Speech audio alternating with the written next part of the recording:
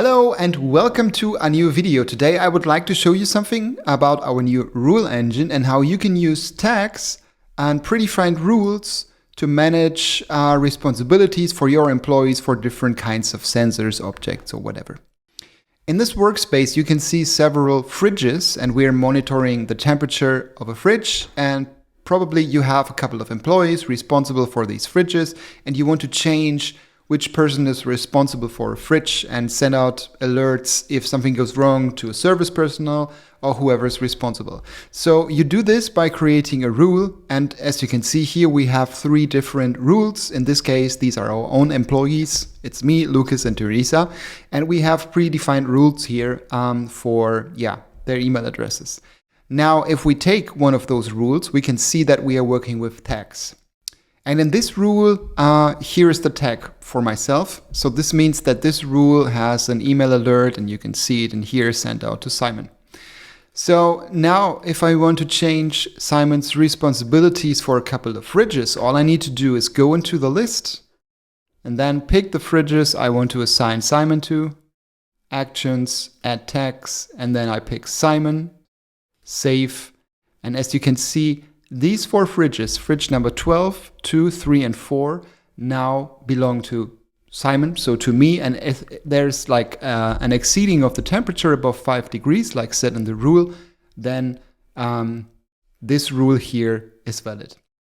What we can also do is then select multiple other ones, go ahead, add tag, and then Lucas also gets a bit of responsibility for a couple of fridges, as well as Teresa will also get some. And of course it is possible to multi-apply a couple of tags to a single device.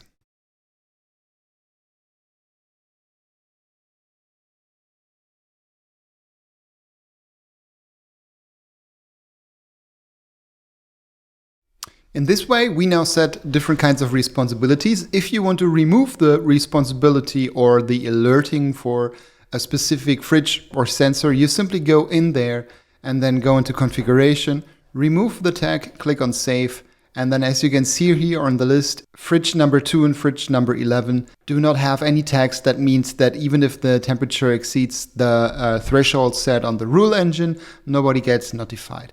But in this way, you can easily create notification templates like these 3 here, and then on each template you set a separate tag.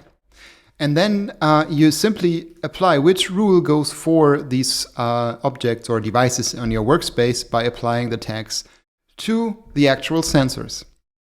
That's it. That's how you can assign roles or responsibilities and alerts for various kind of objects and dynamically change them without changing the rule or the number of sensors within a rule. One of the things that you need to make sure is that all of these fridges here in this case belong to the same product. We can see if I switch here product and product type, you can see that they all belong to the product fridge, because our rule engine, as you know probably, is product based. And in here we can see, okay, these are the 5 devices that Simon is responsible for. And you can change it dynamically on the list of devices. Thanks for watching and stay tuned.